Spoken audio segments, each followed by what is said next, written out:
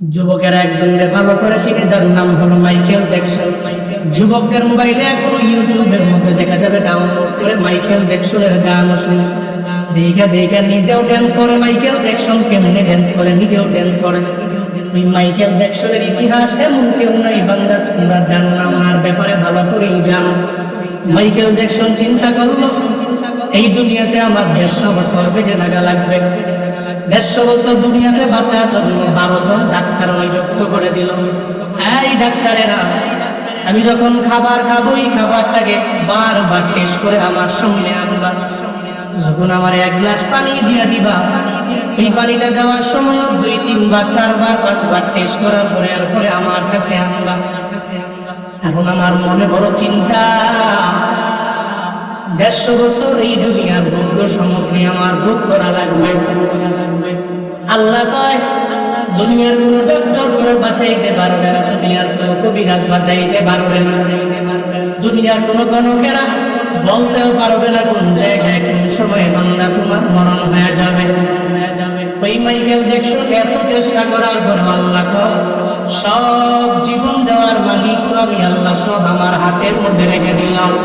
তোর ডক্টরের হাতে না, তোর মায়ের হাতে আমি আল্লাহ রাখি নাই, বাবার হাতের মধ্যে রাখি নাই, কবিরাজের হাতের মধ্যে রাখলাম না, গণকের হাতের মধ্যে রাখলাম না। কোন সময় মালাকুল মউত পাঠানো লাগবে এটা আমি আল্লাহ ভালো করে জানি। যখন আমি বলবো এই মালাকুল মউত আমার বান্দার দরবারে যাও, তার রূহটাকে কবজ করে আমি মালিকের দরবারে নিয়ে আসো, মালাকুল মউত সঙ্গে সঙ্গে ওই বান্দার দরওয়াজায় হাজির হয়ে যাবে। মাইকেল জ্যাকসন যার টাকার অভাব নাই, একটা গাড়ি গাইলে প্রায় মিলিয়ন মিলিয়ন ডলার যার হাদিয়া, এগুলো মানুষ ইচ্ছা করে তাকে দিয়ে দিল। এত পরিমাণে টাকা, এত পরিমাণে বাড়ির মালিক হয়ে গেল, এত দামি দামি দুনিয়ার ভোগিত সামগ্রী ভোগ করলো, কিন্তু চেষ্টা করেছে 150 বছর বাঁচার জন্য পারে নাই।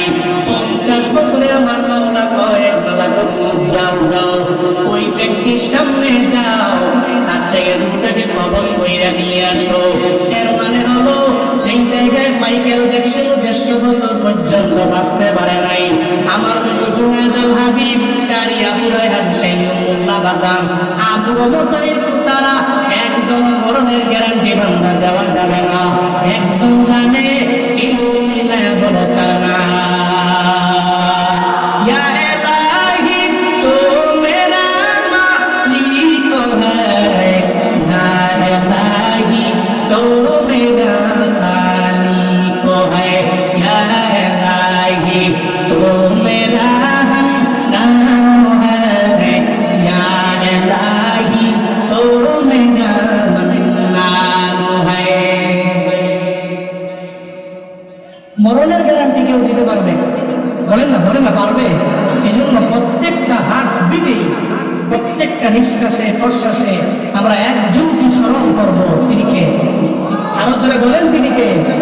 মৃত্যু পর্যন্ত এই রবকে স্মরণ করে চলার তৌফিক আল্লাহ সব ভাইকে দান করেন। সকলেই পড়িয়া আমি সূরাতুল মুমিনুন থেকে 5টি আয়াতে কারিমা তিলাওয়াত করেছি।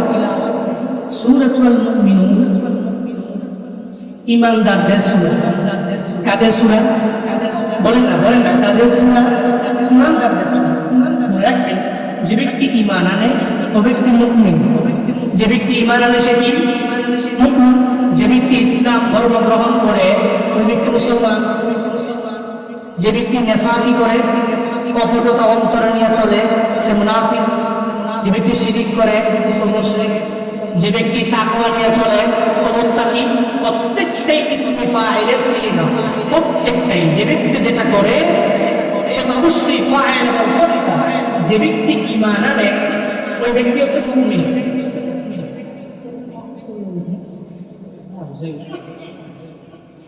আপনারা কথা বুঝতেছেন? একটু ওই যে যখন শুকিয়ে যাবে পানি, শুকায় গেলে একটু বসে পড়ে, এটা মজা লাগছে না। একটু পরে গায়ে হাত দিয়ে আবার করবে, যখন কত মনোযোগ সহকারে শুনতে হবে একটু হয়েছে না?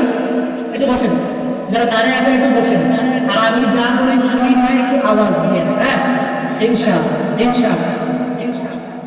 সূরাতুল মুমিনুন আল্লাহ পাক মুমিনদের ব্যাপারে বলেছেন, মুমিন ইমানদার মুমিন হওয়ার পরে কোন কোন গুণে গুণান্বিত হওয়া লাগে, যে গুণে গুণান্বিত হইলে সে কামেল একজন মুমিন হতে পারবে। এই গুণগুলো আগে জানা দরকার আছে। এখন আমরা যে মুমিন, আমাদের বাবা মুসলমান, মা মুসলমান ছিল, এদের ঘরে জন্ম নিছে, এখন নাম রাখছে জুনায়েদ হাবিব, নাম রাখছে বাইজি, নাম রাখছে বোরহান, নাম রাখছে। এই কারণে সামনে মোহাম্মদ লাগিয়ে মোহাম্মদ জুনায়েদ নাম দিলাম, কিন্তু বাস্তবতার নিরিখে ইমানদার হইতে গিয়ে তো এক ফোঁটা রক্ত আমারও যায় নাই, আপনারও যায় নাই। এখানে এমন কেউ আছেন যে ইমান আনতে যায় এক ফোঁটা রক্ত ঝরেছে? এখানে এমন কেউ আছেন? তাহলে বোঝা গেল আমরা ইমানদার, কারণ আব্বা আম্মা মুসলমান, এই কারণে এদের করে জন্ম নেওয়ার কারণে আমরা মুসলমান। তবে মুমিন হইতে গেলে কিছু গুণে গুণান্বিত হওয়া লাগবে, শুধু নামে হইলে হবে না, কিছু গুণে গুণান্বিত হওয়া লাগবে। ওই গুণগুলো কি? قد أفلح المؤمنون الذين هم في صلاتهم خاشعون। আল্লাহ বলেন, যারা মুমিন হয়ে গেল তারা তো অলরেডি সফলকাম হয়ে গেল। আফলাহা যেহেতু মাজি সিগার মানে অর্থ দিলে যে অলরেডি মুমিনেরা সফলকাম হয়ে গেল। সফলকাম হবে এটা আমার মাওলা জানাই, আল্লাহ জানিয়ে দিলেন মুমিনেরা সফলকাম হয়ে গেল। সফলকাম হলো কারা? যেমন নিজের পাথরে একজন মুমিন বানায় নিল আবু বকর, আবু বকর দামি হয়ে গেল। ওই ওমরে ফারুক আযম বড় দামি হয়ে গেল। হযরত ওসমান রাদিয়াল্লাহু আনহু এত পরিমাণে দামি হয়ে গেল। হযরত আলী উনিও নিজের মুসলমান বানায়া বড় দামি বানায়া গেল। আল্লাহ পায় এরা যা দামি আমি আল্লাহ তো জানায়া দিলাম। যেই বান্দা মুমিন কামেল হয়ে যাবে, বান্দা অলরেডি সফল কাম হয়ে গেল। যেমন আবু বকর হয়ে গেল, ওমর হয়ে গেল। দুনিয়াতে যারা নিজেরা ইমানদার হইয়া নিজে আল্লাহর পক্ষ থেকে আল্লাহ পাক যা আদেশ করলেন তা মাইনা চলতে পারলো, রবের নিষেধগুলোকে নিজেরা যারা বিরত রাখতে পারলো, এরাই সফল কাম হয়ে গেল। এখন সফল কাম হইতে যাইয়া গুণে গুণান্বিত হলো। আল্লাহ পাক দ্বিতীয় আয়াতের মধ্যে জানায় দেয়, আল্লাযীনা হুম ফি সালাতিহিম খাশিউন। আল্লাহ পাক বলেন, দুনিয়াতে যারা মুমিন হবে এদের এক নম্বরে গুণ হবে এরা নামাজি হয়ে যাবে, এরা মুসল্লি হয়ে যাবে। এই কারণে মুসল্লি হওয়ার কারণে মুসল্লি হইয়া পরে আবার নিজের খাশিউনদের অন্তর্ভুক্ত বানায় নেবে। এরা এত পরিমাণে বিনয়ী হয়ে যাবে, বিনয়ী হয়ে যাওয়ার কারণে এরা এত পরিমাণে সফল কাম হয়ে যাবে। আল্লাহ পায় সফল কাম বান্দাদের জন্য আমি রবের পক্ষ থেকে জান্নাত, আর মুমিনেরাই তো সফল কাম হয়ে যাবে। মুমিনদের এক নম্বর গুণ হবে এরা নামাজ বাদ দিবে না, এরা নামাজ কাজা করবে না, এরা ফজর পড়লে যোহর বাদ দিবে না, যোহর পড়লে আসর বাদ দিবে না, আসর পড়লে মাগরিব বাদ দিবে না, মাগরিব পড়লে এরা সেটাকে কাজা করতে পারবে না। এই আল্লাহর বান্দারা পাঁচ ওয়াক্ত নামাজি হয়ে যাবে। যারা পাঁচ বেলা নামাজি হবে এরাই মুমিন হয়ে যাবে। আর এই মুমিন নাই সফল কাম হয়ে গেল। ও বান্দারা এখন যদি বলেন যে নামাজ পড়লে ফায়দা কোন জায়গায়? শুধু আখিরাতে নেই তো ফায়দা, আমার দুনিয়া বিলাইনে বিন্দুমাত্র পরিমাণ ফায়দা তো দেখাতে পারলেন না। ও বান্দারা যদি মনে করো দুনিয়া বিলাইনের ফায়দা তোমার লাগবে, তাহলে দুনিয়াতেই নামাজ পড়ে অনেক বান্দারা কামিয়াব হয়ে গেল। দুনিয়াতেই বড় বড় জাযা আমার মাওলার পক্ষ থেকে পেয়ে গেল। মুজানগরের মধ্যে এক আল্লাহর বান্দা ছিল কুলি। ওই কুলির কাজ হলো নামাজ পড়ে পাঁচ ওয়াক্ত নামাজ পড়ে রোজাও রাখে, নেক আমল করে। কিন্তু কুলি এত নামাজি আল্লাহওয়ালা, কিন্তু গরিব মানুষ, গরিব হওয়ার কারণে বাজারের লোকেরা কুলিরে কয়, এই কুলি তোমার কাছে টাকা দিয়ে দিলাম, এই টাকাগুলো নিয়ে যাও, বড় বড় বাজার থেকে মালগুলো বুঝাই করে আইনা আমাদেরকে দিয়ে দিবা। একটা কুলির কাজই হলো এটা। এবার কুলির কাছে যখন অনেকগুলো টাকা পয়সা জমা করে যখন নিয়ে দেয়, কুলিটা ছটটা নিয়ে যখন না একটু মধ্যে যাওয়ার পরে একটা ভিখারির সাথে মোলাকাত হয়ে যায়। ওই ভিখারির সাথে যখন মোলাকাত হয়ে গেল, ওই ভিখারি কয়, আল্লাহ কারীম বলে তুমি আমার জন্য একটু দাঁড়াও না, ওই তোমার খচ্চরের পিছনে আমার একটু বাজারে নিয়ে যাও। যখন ভিখারি তার কাছে আবদার জানাইলো, মনে রাখবেন যেই বান্দা নামাজি হয়ে যায় এর দিলটা অটোমেটিক নরম হয়ে যাবে। যেই বান্দা রোজা রাখে ওর দিলটা অটোমেটিক নরম হয়ে যাবে। যে নেক আমলের চাইতে অগ্রগামী হয়ে যায় ওই বান্দার মনটা অটোমেটিক নরম হয়ে যাবে। কিন্তু যে ব্যক্তি বারবার মানুষের উপর জুলমের মাত্রা বাড়ায় দেয়, ওর কাছে গিয়া যদি বলেন এ ভাই তুমি তার উপরে অত্যাচার করবা না, জুলুম করবা না, দেখবেন জালেমের বিন্দু মাত্র পরিমাণ মায়া লাগবে না। ইমানদারদের মনে যেমন মায়া, মুশরিকের বেঈমানের মনের মধ্যে এমন মায়া খুঁজে পাওয়া যায় না। এই যে আমরা হুজুরেরা বিভিন্ন সময়ে যে বিভিন্ন এলাকার মধ্যে যাই, গরিব মিসকিন দেখলে আমরা ধমক দেই না রে বাবা, এতিম দেখলে আমরা ধমক দেই না। আমরা বাজারের ব্যাপারে কিছু ভিডিও তোমরা দেখছি ইউটিউবে, উনি এতিম দেখলে এতিমকে ধইরা নেয় আর পায়খানা নিয়ে একে ফ্রিতে লালন পালন করে। এই যে একটা কিনে নিজের কিনে বানায় ফেলবো, এতিমগুলোরে নিয়ে গেল, এদের মাথার মধ্যে হাত বুলাইলো। ও বান্দারা, এটা ঈমানওয়ালা বান্দার দ্বারাই সম্ভব হয়ে যায়। যার ভিতরে ঈমান নাই, যার ভিতরে নেফাকি দিয়ে বলবো, ওর কাছে যতই সবক দাও, যে কিনার মাথার মধ্যে হাত বুলায় দাও, একজন ভিখারিকে ধমক দিয়ে তুমি খানায় দিতে পারবা না। পশ্চিমকালেও ওই জালেমের একটা পশ্চিমকালেও তার উপরের মধ্যে ঢুকবে না। যেমন তাকায় দেখো, এই যে কয়েকদিন আগে স্বৈরাচারী এই বাংলাদেশ থেকে বিদায় নিয়ে চাইনা গেল, এদের ভিতরে তো বিন্দু মাত্র পরিমাণ মায়া ছিল না, এরা মানুষের উপর দয়া করত না। উলামায়ে কেরামদের বারবার এরা মুক্তি করত, এরা উলামায়ে কেরামকে এত নজরে দেখতে পারে না।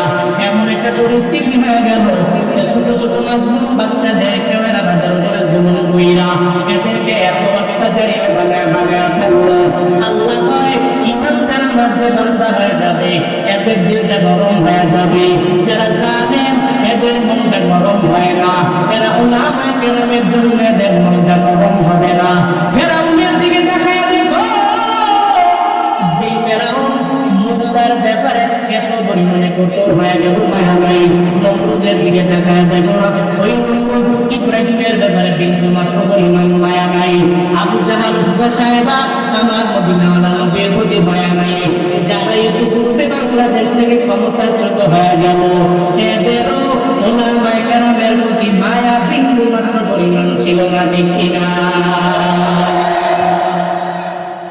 যারা জালেম হয়ে যায়, এদের ভিতরে বিন্দু মাত্র পরিমাণ মায়া খুঁজে পাওয়া যাবে না। 2013 সালে হেফাজতে ইসলামের ডাকে যারা ঢাকার জমিনে গেল, শাপলা চত্বরে দুনিয়া থেকে বিদায় নিয়ে চলে গেল তুলাবারা বিদায় নেওয়ার পরে এরপরের দিন মিডিয়ার সামনে আইসা বলে একজন নাকি মারা যায় নাই, এরা নাকি রং টাঙ্গায়া রাস্তার মধ্যে শুয়ে রইল। এরা পশ্চিমকালেও কোনো ইমানদারের বক্তব্য হতে পারে না, এটা মুনাফিকের বক্তব্য ছাড়া ইমানদারের বক্তব্য হতে পারে না। একজন জালেমের বক্তব্য বান্দা তুমি এমনই পেয়ে যাবা, কিন্তু ইমানদারের বক্তব্য এমন পাবা না। শেখ আহমদুল্লাহ হাফিজাহুল্লাহ এই যে কয়েকদিন আগে আসুল্লাহ ফাউন্ডেশনের ফাউন্ডার কয়েকটা বাচ্চাকে সামনে নিয়ে কিছু সংবাদ সম্মেলন করলো। সাংবাদিকেরা আসলো, কিছু ছোট ছোট বাচ্চাদের ভিডিও যখন নিয়ে যায়, ওই শেখ আহমদুল্লাহ আসুল্লাহ ফাউন্ডেশনের ফাউন্ডার, ওনার ওই সংস্থার পক্ষ থেকে আন্দোলনে যারা দুনিয়া থেকে বিদায় নিয়ে চলে গেল, প্রত্যেকের 1 লাখ টাকা করে দিয়েছে। ওনার ফাউন্ডেশনের পক্ষ থেকে 1 লক্ষ টাকা করে প্রত্যেকটা পরিবারকে হস্তান্তর করেছে, এদের হাতে দিয়েছে। ওখানে কিছু কন্যা সন্তান, ছোট বাচ্চা, তাদের বাবা দুনিয়া থেকে বিদায় নিয়েছে, এদেরকে পিঠিয়ার সামনে এনেছে। কন্যা সন্তান ছোট, সর্বোচ্চ 5-6-7 বছরের বয়স হবে, এই ছোট কন্যা সন্তানকে সামনে আইনা ওর বাবার ব্যাপারে জানতে চায়। এই কন্যা সন্তান, তোমার বাবা কই, বাবার ব্যাপারে জানায় দাও। কন্যা সন্তান বলে আমার বাবা ওই পুলিশের বলে তেরাগাতে আমার বাবা দুনিয়া থেকে বিদায় নিয়ে চলে গেল। একটা ছোট মানুষ তার বাবার ব্যাপারে এক বক্তব্য দিয়ে দেন, এই সাহেব আমার বাবা সকালবেলা আমার সুন্দর করে খাওয়াইতো, আমার বাবা লোকমা দিয়া খাওয়ায়া তারপরে নিজে অফিসের মধ্যে যাইতো, আমার স্কুলের মধ্যে দিয়ে আসতো। আমার বাবা অফিস থেকে আসার পরে তারপরে আমার সুন্দর করে খাওয়ায়া লোকমা দিয়া সব অবস্থায় খাওয়াইতো। তারপরে খাওয়াইয়া আমার বাবা আমার পড়ার টেবিলের মধ্যে বসায় দিত। ওই পড়ার টেবিলে বসানোর পরে এরপরে আমার সাথে খেলাধুলা কইরা ঘুম পাড়ানি গান গাওয়া। এরপরে আমার বাবা ঘুম পাড়াইয়া দিত। একটা কন্যা সন্তানের জন্য বাবার কি পরিমাণে মায়া, বাবারা তো কন্যা সন্তানকে এত পরিমাণে ভালোবাসে। যদি বাড়ি থেকে অন্য কোথায় ঘোরার জন্য যায়, আগে মেয়ের কাছ থেকে বিদায় নেয়, এরপরে আবার এসে আগে মেয়েটারে চুমু খায়। ওই মেয়েটাকে বলে মেয়েরে তোর বাবার বাজার থেকে এই মশাটা তোমার জন্য আনলাম। একটা বাবার কন্যা সন্তানের প্রতি এত পরিমাণে মায়া। এখানে যারা বাবা হয়েছে ওই বাবাই বলতে পারবে কন্যার প্রতি কি পরিমাণে মায়া। আর এই বাবাই যদি দুনিয়া থেকে বিদায় নিয়ে চলে যায়, তখন ওই কন্যা সন্তানটা যেখানেই যাবে, ওই ডানে গেলে ওর বাবারে খুঁজবে, ও বামে গেলে ওর বাবারে খুঁজবে। ওর সামনে যেখানেই যাবে দেখবে আমার বাবাই নাই, ও পেছনে গেলেও দেখবে আমার বাবাই নাই।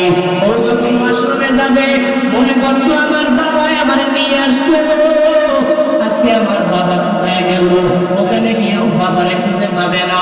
ও যখন খাবার খাওয়ার জন্য লোকমা তার মায়ে খাওয়াইয়া দিবে, তখন বাবার কথা মনে পড়ে যাবে। ও আল্লাহর বান্দারা, তোমরা যারা মুরব্বী হইয়া বাবারে হারাইলা, মারে হারাইলা, একটা 60 বছরের মুরব্বীও যদি বাবাকে হারাইয়া ফেলে, এরপরেও দেখবেন চোখের পানি ফালায়া ফালায়া কান্না করে, চায়ের দোকানেও কেন মনটা খারাপ হয়ে গেল। হ্যাঁ বাবা, কেন আপনি চোখের পানি ফালায়া কান্না করেন? আমি মুরব্বী হতে পারি, কিন্তু আমার বাবা এত দুনিয়ায় নাই। আমার বাবার দুনিয়া সেইটা চলে গেল। একজন বাবার মায়ায় একজন দাদাও যদি চোখের পানি ফালায়া কান্না করতে পারি, একটা কন্যা সুন্দর তার বাবারে হারাইয়া কিভাবে চোখের পানি ফালায়া ফালায়া কান্না করে। আর কন্যায় যদি জানে আমার বাবারে জালেমে দুনিয়া থেকে বিদায় করে দিল, একটা পুলিশের বুলেটের আঘাতে আমার বাবার দুনিয়া থেকে বিদায় নিয়ে চলে গেল। বন্দারে, আমার মাওলার আশ্রম মাওলা পর্যন্ত এই সময় কম্পিত হয়ে যায়। জালেম একবার দোষ করে আমার মাওলা ধরে না, 2 বার দোষ করে ধরে না, 10 বার দোষ করে আমার আল্লাহ ধরে না, 15 বার দোষ করে আমার আল্লাহ ধরে না। একটা পর্যায়ে কিছু কিছু কন্যা সন্তান যখন মাসুম হয়ে যায়, ওই কন্যা সন্তান যখন বলে ও দয়ার মালিক, আমার বাবাকে যারা দুনিয়া থেকে বিদায় করে দিল, আল্লাহ দুনিয়ার মধ্যে এদের বিচার তুমি কইরা দিও। আমি মাঝে মাঝে ভাবি এই সরকার ক্ষমতাচ্যুত হওয়ার পরে কেউ নাম কেন নেয় না, আবার এদের কেন কেউ দেয় না, এলাকার মধ্যে যারা এদের পরিচয় দিয়ে চলতো এখন পরিচয়ও কেন দেয় না, কেন এত পরিমাণে পতন হয়ে গেল? এরা কি দুনিয়াতে চলার পথে নিজেরা কালেমা কইরা মুসলমান হয় নাই বলে হইল? এদের নামে শুরুতে মোহাম্মদ, আবার অনেকে আছে নামাজও সুন্দর করে আদায় করত, ওলামায়ে কেরাম যারা ছিলেন থেকেও দোয়া নিয়ে চলতো, কিন্তু পতনটা এভাবে কেমনে হইল? আবার পতন হওয়ার পরে কেউ কেউ নামও নেয় না। আমি হিসাব মিলিয়ে দেখছি সব হলো এই মাজলুমদের কান্না, মাজলুমদের কান্না। সুবিধা বুসাইদের মায়ের চোখের পানি আমার বাবার আসে আল্লাহ পর্যন্ত চলে গেল। শহীদ মুখদের মায়ের কান্না আমার মাওলার আসে আল্লাহ পর্যন্ত কান্না কম্পিত হয়ে গেল। ওই যে কন্যা সন্তানটা তার বাবাকে দুনিয়া থেকে হারাইয়া এই যে চোখের পানি ফালাইয়া বাবার জন্য কান্না করলো, এই বাবার জন্য কান্নাটাই আমার আসে আল্লাহ পর্যন্ত কম্পিত হয়ে গেল। আল্লাহ কয় এই জালেম আমি আল্লাহ বলি না বলি না বলি না, এখন বলছি একটারেও হারিকেন দিয়া খুঁজে পাওয়া যাবে না, ঠিক কিনা?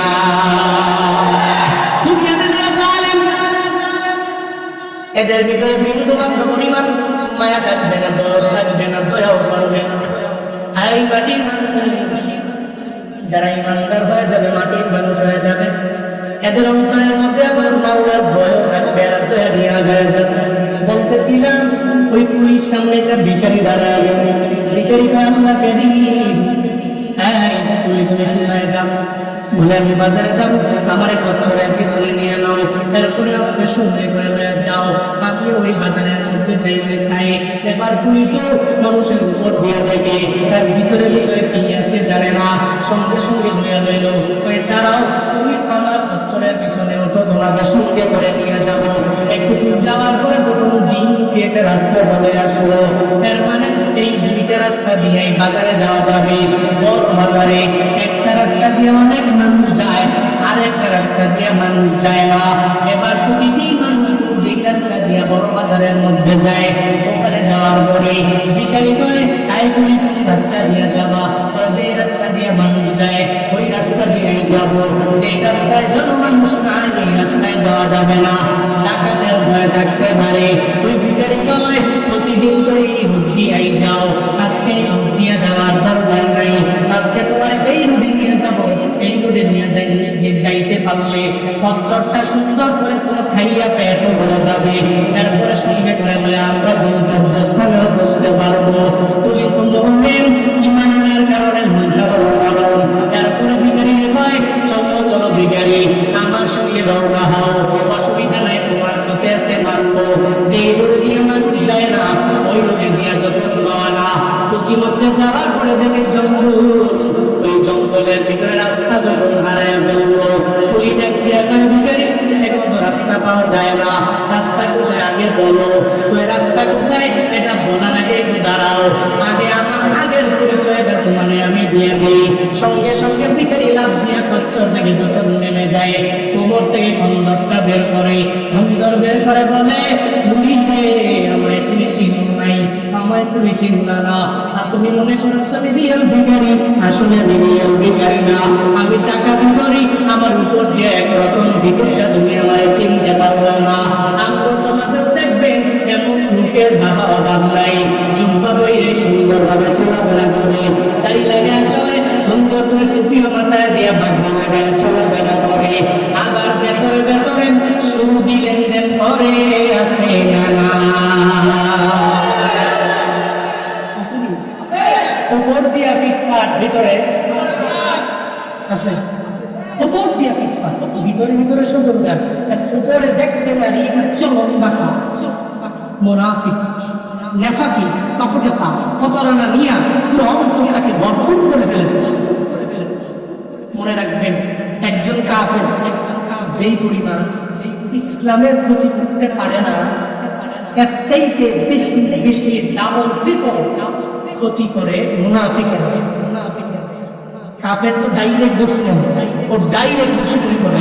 আবু জাহাল নবীর যুগে যে পরিমাণ ক্ষতি ইসলামের জন্য করে নাই, এর চাইতে বেশি ক্ষতি করেছে আব্দুল্লাহ ইবনে উবাই। সে অনেক পরিমাণে ক্ষতি করে, নবীর সাথে হাঁটে, নবীর সাথেই চলে, ওরে বাবা জুব্বা লাগায়, পাগড়ি লাগায়, কিন্তু গোপনে গোপনে অন্তরের মধ্যে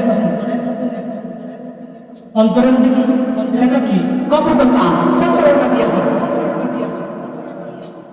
যখন মুমিনদের কাছে যায়, ওয়াইদা লাকুল্লাযীনা আমানু ক্বালু, যখন ঈমানদারদের সাথে মিলিত হয় তখন তারা বলে ক্বালু আমান্না, আমরা তো ঈমানদার, আমরা তোমাদের মতো ঈমানদার।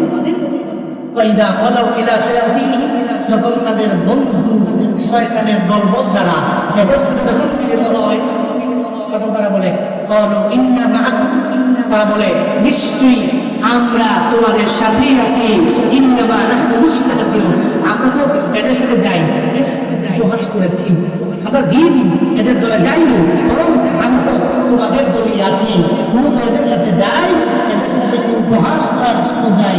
এটাই মুনাফিকদের চরিত্র। ও সর্বাবস্থায় আলেমের সাথে গিয়ে বলবে আমি আপনার সঙ্গে আছি, জালেমের সঙ্গে গিয়ে বলবে আমি আপনার সঙ্গে আছি। আগে যে আওয়ামী লীগ করতো, এখন আবার আস্তে আস্তে বিএনপির যোগ দিয়া আবার নিজের গ্রুপ থেকে মানুষের কাছে প্রকাশ করে। আছে না নাই?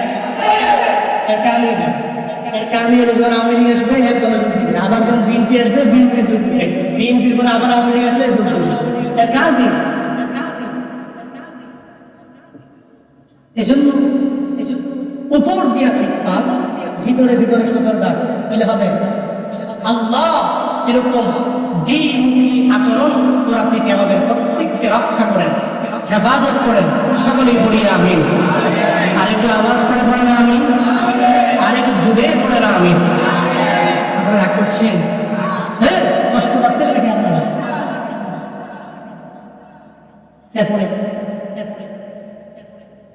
তুমি বুঝি তুমি আমার খঞ্জরটা বের করে টাকাতে তোমার কেন দরদ দেখাইলাম? তোমার মতো মানুষের দিকে দরদ দেখাই। এবার টাকার জানা আদায় করি রে, টাকার জানা আদায় করি রে। সব মালগুলো এখন আমার হাতের মধ্যে দিয়া দাও, আমি নিয়ে যাবো। শুধু তাই না, এগুলো নিয়ে যাবে এবং তোকেও দুনিয়া থেকে বিদায় করে দেওয়া হবে। কুলি কয় আমারে মারিস না, আমার টাকা পয়সা গুলো, আমার সম্বল, এগুলো নিয়ে যাবে। খচ্চর গুলো আমার সম্বল সহ তুমি নিয়ে যেতে পারো, তবে আমারে বাইরো না। মাঝে মাঝে বয়ান শেষ কইরা দুবি জায়গা থেকে যখন আমরা বের হই, এলাকার মধ্যে লোকেরা জানায় দেয়, যদি এই রোডে যান যাই দেখবেন সামনে হঠাৎ করে একজনে আপনারা লাইট টিপ মারবে দাঁড়ানোর জন্য।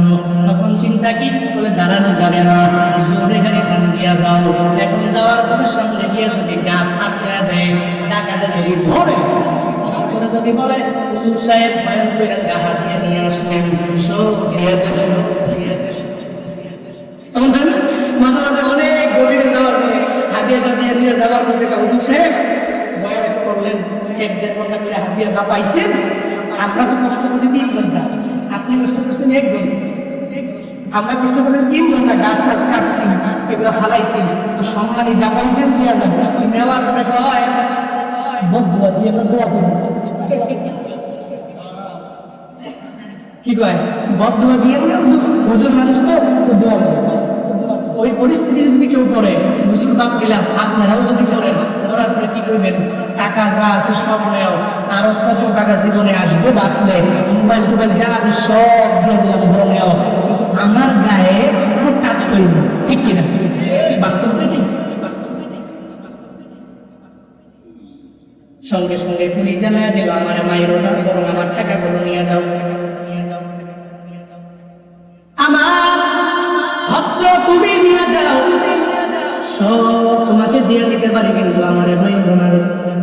যদি আমারে মারো রে, বাড়িতে যাওয়ার পরে আমার মা আমারে পাইবে না, আমার বাবা আমারে পাইবে না, আমার সন্তানেরা পাবে না, এরা চোখের পানি ফেলে সারা জিন্দেগি মদ খানা করবে। ধরো ধরো, এই টাকাগুলো তুমি চাইছো, তোমারে দিয়ে দিলাম, এই খরচগুলো তোমারে দিয়ে দিলাম, সব তোমারে দিয়ে দিলাম।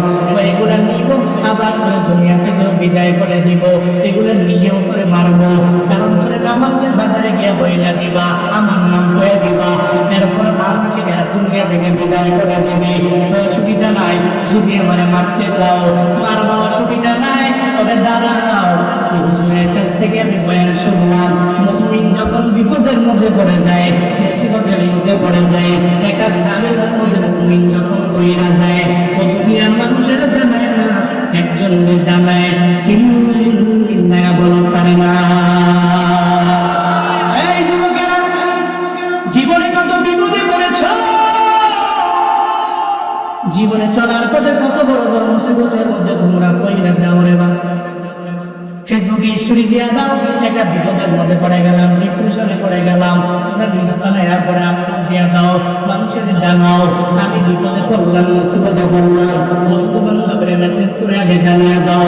কিন্তু আরে বাবা, আমার জন্য তো আমার মাওলা আছে, ওয়ামিনাল লাইলি ফাতাহাজ্জাত বিহি নাফিলাতান লাক আসা আন ইয়াবআসাকা রাব্বুকা মাকামান মাহমুদা। তোমার আমার জন্য তাহাজ্জুদের নামাজ রাখলেন, ওই নামাজের সময় বান্দার জন্য সরলায় দাঁড়ায়া যাও, ওই সময় আমার মাওলার দরবারে 2 রাকাত 4 রাকাত নামাজ আদায় করে আল্লাহকে জানাও না, আল্লাহ গো বড় একটা বিপদের মধ্যে পড়ে গেলাম, একটা বড় মুসিবতের মধ্যে আমি কইরা গেলাম রে মাওলা, এই বিপদ থেকে তুমি আমাকে বাঁচাইতে পারো, এই মুসিবত থেকে তুমি আমাকে বাঁচাইতে পারো রে আল্লাহ। ওই রবের দরবারে যদি কানেকশন লাগে দুনিয়ার মানুষের কাছে বইলা, যেটা পাবা আমার মাওলার কাছে বললে, আমার মাওলা তোমার মনের সমস্ত আশা পূরণ করে দিতে পারে, ঠিক কিনা?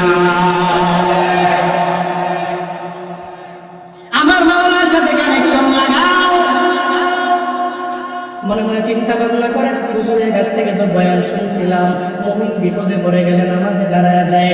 এবার তুমি কয় তুই আমারে মারবি, অসুবিধা নাই, তবে দাঁড়াও 2 রাকাত নামাজ পড়ার জন্য সুযোগ দাও, আমি 2 রাকাত নামাজ আদায় করবো, এরপরে নামাজের পরে আমারে মাইরু, আমারে খাইটু, আমার দুনিয়া থেকে বিদায় করে দেব, কোনো সুবিধা হবে না। এবার টাকাতে কয় তুমি কত নামাজি আমি দুনিয়া থেকে বিদায় করে দিয়েছি, ওই সামনে টাকা দেয় এরা দুনিয়া থেকে বিদায় নিল, এরা দুনিয়া থেকে বিদায় নিয়েছে, নামাজ পড়লো, কিন্তু এদের নামাজ আমার ধৈর্য থেকে একজনের বাঁচাইতে পারে নাই, এদের নামাজের বাঁচাইতে পারে নাই। তুই নামাজ পড়বি আর আমার হাত থেকে যাইতে যাবে এমন হবে না।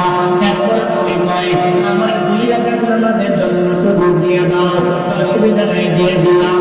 এবার তুমি যখন একনিষ্ঠ চিত্তে যখন নামাজে দাঁড়ায় গেল, ওই নামাজে দাঁড়িয়ে আবার আল্লাহ পরিবারে আবদার জানায়, সঙ্গে সঙ্গে সূরা ফাতিহা পড়ার পরে কোনো আয়াত মনে আসে না।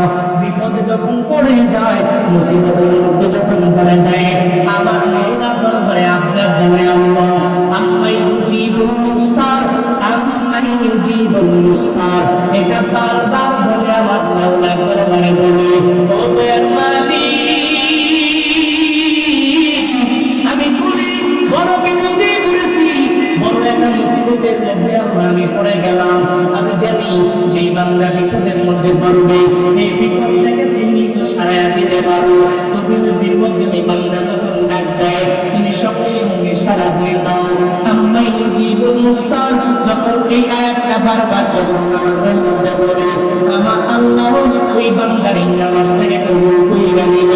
আল্লাহ পায় এই জিবরাইল একটা বাঘের বেশ ধইরা বাঘের উপরে একটা মানুষের মতো হইয়া তোমার মাথার মধ্যে বড় একটা লোহার টুপি কইরা তুমি তরবারি নিয়ে যাও, আমার এই কুলি বান্দাদারে বাঁচতে দাও।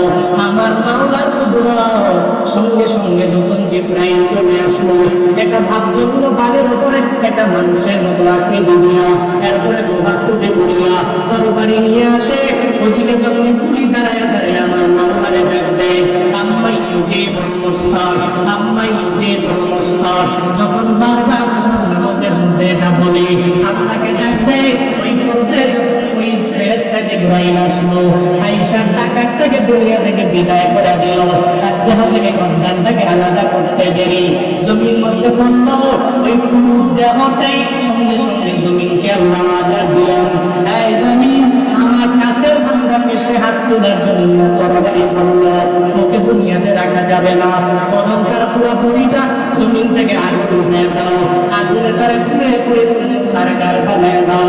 যখন তারে আগুনের মধ্যে পুড়ে সরকার বানায় দেওয়া হলো, ওদিকে পুরি নামাজে দাঁড়ালো, এদিকে ওই টাকা দুনিয়া থেকে বিদায় নিয়ে চলে গেল। এবার পুরি মনে মনে চিন্তা ভাবনা করে, আমার আল্লাহ ছাড়া এই বিপদের মধ্যে আমার কেউ সাহায্য করে নাই, আমার সহযোগিতা করে নাই। ওই পুরি সোজা শেষটায় চলে যায়, আমার মাওলার দরবারে আবদার জানায় আর বলে, আল্লাহ ও আল্লাহ, এত বড় বিপদ থেকে তুমি আমারে বাঁচায় দিল, এত বড় মুসিবত থেকে তুমি আমারে বাঁচায় দিল, দুনিয়ার এমন কেউ নয় এই বিপদ থেকে আমারে বাঁচাইতে পারে।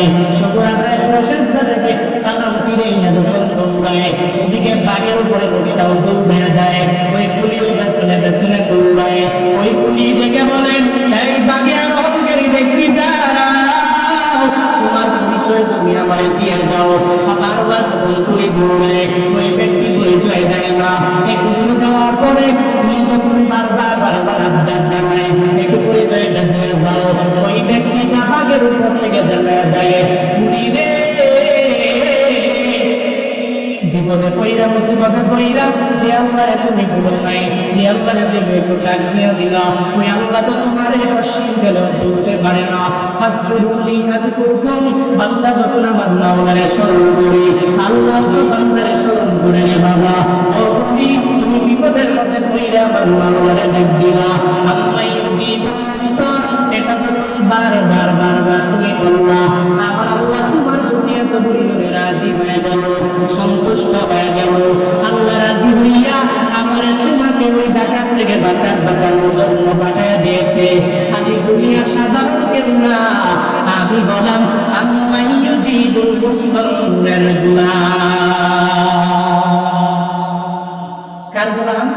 আল্লাহ ইউজিবুল মুস্তার, তুমি যারা ডাকতেছো বিপদগামী ব্যক্তির বিপদ থেকে উত্তরণ করনেওয়ালা রব, তুমি যারা ডাকতেছো আমি ওই রবের গোলাম, তুমি রবের ডাকছো, রব আমারে পাঠায় দিছে একা থেকে তোমাকে বাঁচানোর জন্য।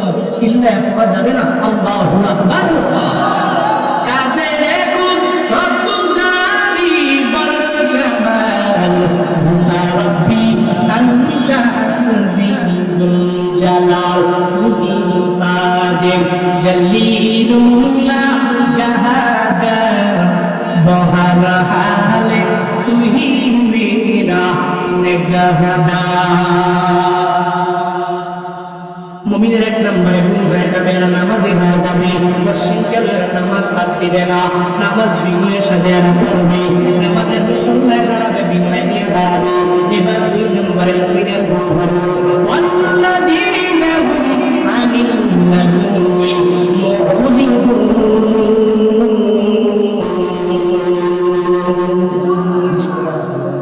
বৃষ্টি আবার আসতেছে নাকি? ওয়াল্লাযীনা শেষ করে দিয়ে দিই, ওয়াল্লাযীনা হুম আনিল লাগুই মুরিদুন। মুমিনের গুণ হলো মুমিন পশ্চিমকালেও অনর্থক কোনো কথাবার্তা বলবে না। এরপর মুমিনের গুণ হলো ওয়াল্লাযীনা হুম লিয-যাকাতি ফাইলুন, মুমিন যাকাত ফরজ হলে যাকাত প্রদান করবে। এরপর মুমিনের গুণ হলো ওয়াল্লাযীনা হুম লিফুরুজিহিম হাফিজুন, মুমিন সব অবস্থায় তার লজ্জাস্থানের হেফাজত করে, তার জিহ্বা হেফাজত করে মুমিন চলবে। এই মুমিনেরা, নাম করা নামে নামে বড় মুমিন লাভ নাই। নিয়ত রাস্তা থেকে যে আমরা মুমিন হওয়ার জন্য যেই গুণে গুণান্বিত হওয়া লাগবে, ওই গুণগুলো অর্জন করে নিজেরা খাঁটি মুমিন বানাবো। পারবো তো ইনশাআল্লাহ, পারবো তো ইনশাআল্লাহ। আল্লাহ আমাদের প্রত্যেককে খাঁটি মুমিনদের অন্তর্ভুক্ত বানায় দেন। আল্লাহ আমাদের সবাইকে খাঁটি মুসলমানদের অন্তর্ভুক্ত বানায় দেন। সকলে চিল্লায় একবার করে বলেন আমিন, আর জোরে বলেন আমিন, আর একটু আওয়াজ করে বলেন আমিন। ইনশাআল্লাহ আপনাদের কান্তিপুর হেমন বিশ্বজয়ী কারি আবু রেহান তিলাওয়াত করবে। সহকারে বসবেন, শুনবেন। আমি